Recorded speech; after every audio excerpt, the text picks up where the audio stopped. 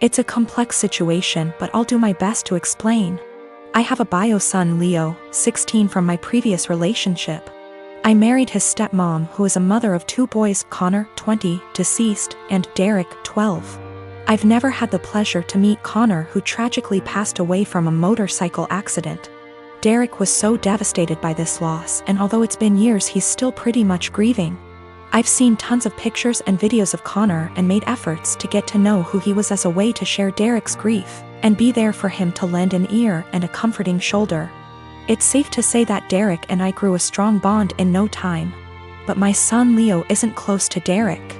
Understandable, because not all siblings and step-siblings are the same. Leo and Derek are different in everything, which isn't a bad thing, but Leo calls himself the brutally honest type and makes insensitive comments about Derek most of the time. They tend to be under the guise of advice. Derek never complained, so I had to step in and tell Leo to stop being insensitive towards his stepbrother, especially with everything regarding Connor and his memory. Leo would say, "Okay, I get it, and I won't do it again." Days ago, Leo wanted to hang out with friends and asked Derek if he wanted to join. Derek agreed and put on Connor's hoodie before going out. Leo commented on the hoodie and called it ugly and asked him to put on something else, but Derek insisted on wearing it or not go. Leo dropped it. Hours later, Derek came home crying with his hoodie in hand. He said Leo and friends cut it into pieces while he was in the bathroom after they convinced him to take it off. I was furious. I asked Leo, and he said it was his friend's idea, then said he had to do it since Derek wears it everywhere, and it looked old and embarrassing. I reminded him who this hoodie belonged to, and he said, "So what? Maybe this will help him move on in life." I told him his birthday was cancelled and his friends aren't welcome anymore. He pitched a fit saying his birthday was a right, not a privilege, and I can't cancel it. He had my ex criticize my decision and wanted to host his birthday party, but I refused because he's grounded, so no party anywhere. She and her family called me awful and ridiculous and asked me to think how Leo will hate me for this, but I insisted he needed punishment for putting his stepbrother through this. Ex and I had way too young. We're friendly co-parents. One big rule we share is if our daughter breaks something, she pays for it. Now, sis and I are the only grandkids. Aunt never married. Instead, she worked with GMA and GPA at their Seams Tri-store and took it over when they retired. Sis's girlfriend proposed last year. GPA offered to make FSIL a custom suit, which she was over the moon about. GMA had me ask Sis what her dream dress was and record the convo. Sis, thinking it was just between us, told me in great detail what her dream dress was, though said it was way too expensive. So she would get something much cheaper. Well, a few months later, GMA surprised Sis with her dream wedding dress.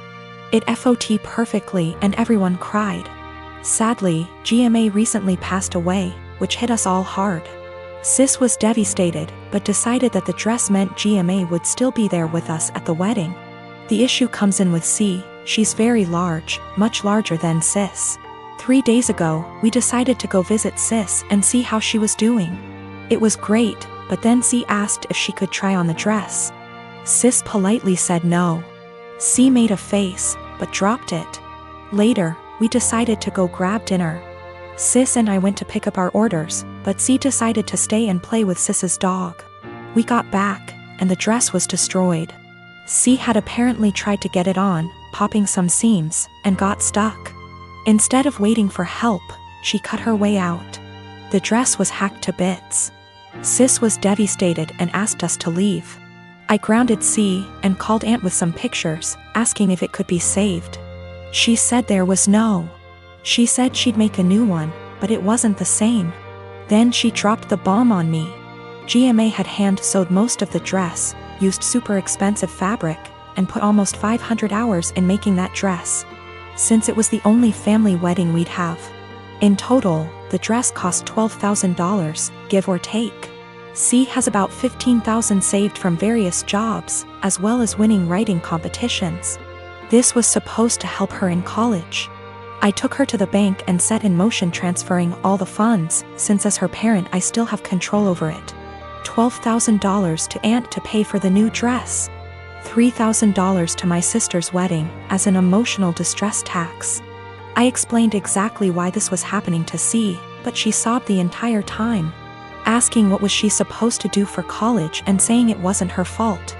I told her she could get a job if she didn't get a scholarship, and it was her fault for trying on the dress after she'd been told no, and for not waiting until we got back. A few popped seams could have been fixed.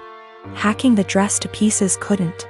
C told my ex, and while she agreed C was in the wrong after the full story, said I shouldn't have ruined her future for a free dress.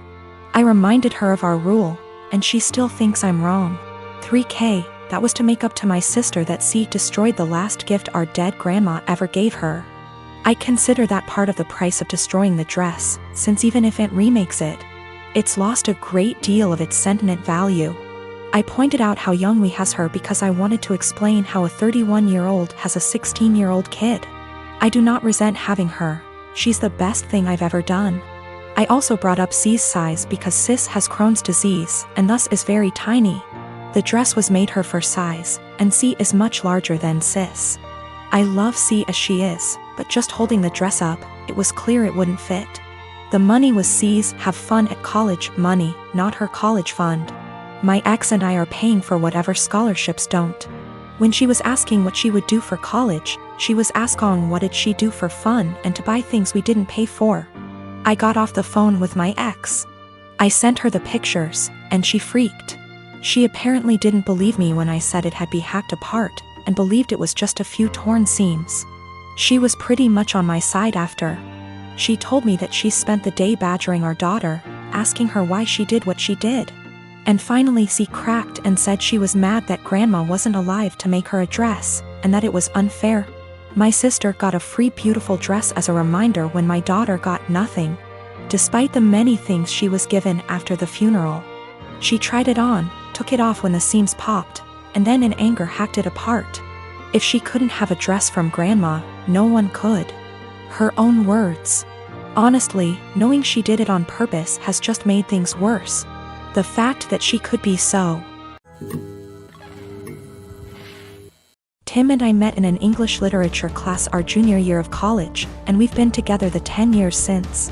While he ended up going into IT, I stayed in the liberal arts track and ended up doing non-profit work after college when I realized I didn't actually want to be a school teacher. Just to say that we always assumed he'd out-earn me by a considerable margin. Though when he made more I always insisted we split things evenly to avoid potential resentment down the road. I've had sort of a non-linear career path, but ended up switching to the corporate world. To make a long story short, my liberal arts degree and time doing non-profit work gave me a lot of skills that enable me to really excel professionally in some more niche areas. I recently started a new job as a consultant, making way more than I'd ever anticipated. When I got the offer, I told Tim that the pay was amazing, but he didn't ask about the actual amount and I didn't want to be braggy about it, especially since I was fairly sure it was above his current income. Well, we just put in an application for a new place, and in the process of having to submit our pay stubs it's become obvious that I make roughly 30% more than he does now. I expected him to think that was cool, since he's a feminist and has always been super supportive of my career. But instead he started to make increasingly harsh jabs about how I cheated the system to get where I am. That no English Lit major makes more than a cybersecurity professional without cheating somehow. His major point is that I got my first job out of nepotism, which set me up to trample more qualified people who didn't have the same advantages. It's true that I got my first post-college job after being referred by a sorority sister, but it was for non-profit work making $22,000 year, not exactly at somebody's daddy's firm. He also points out that at my first corporate job, I snagged a big promotion after volunteering to take on starting up the company's diversity/equity/inclusion program, and I'll admit that were I a white man, it's highly unlikely I would have been able to be the face of the eventually high-profile diversity program. Tim also notes that I was awarded a small college scholarship for being a promising female writer, when no such scholarship existed for males. But all that said, I still don't feel like I cheated the system, and it makes me angry to listen to him joke about it. Especially since I grew up blue-collar and worked full-time while going to school full-time to afford my degree. I reached a breaking point yesterday when he made a crack about how the new / first woman on his team is an obvious diversity hire. I told him that his jokes about women cheating the system to get ahead aren't funny or guy talk ribbing, as he says. They make him sound like an insecure little boy. He told me I was being a naive Karen and we haven't really talked since yesterday. I have 3 children, the oldest being 16M. For my birthday last week my son went out and bought me this swinging hammock chair that I had been wanting for 2 years, and it cost him quite a bit of his saved money, which I fully intend to put back into his bank account so he can continue saving. He was so excited to see me open this gift and couldn't wait to help me set it up. I told him he shouldn't have, that it was a lot of money, and his response was, "You never get anything nice. I wanted you to have it." And it was true. I usually don't get anything for my birthday or Christmases outside of Tupperware or soaps. So it might sound stupid, but I have cherished this swing ever since he got it for me. Especially where I finally have something nice that's mine. My sister-in-law comes over once a week to see all of us, and she immediately headed straight for my swing, which my son hooked up on our deck. I told her to please not sit on it, and she said, "Is there a weight limit?" So I told her yes, 250 pounds, and I even showed her the box to confirm. She was not upset about this. She just said, "That's a bummer. They need to make something capable of holding us big girls." I simply agreed with her and went about my business. At this point my husband shows up from work. When I went inside to grab us some drinks, her and my husband are talking on the porch, and not even 5 minutes later I hear a loud crash. I go out and sure enough she had sat in my swing and the crochet netting around the hook snapped on one side, causing her to fall right on her ass.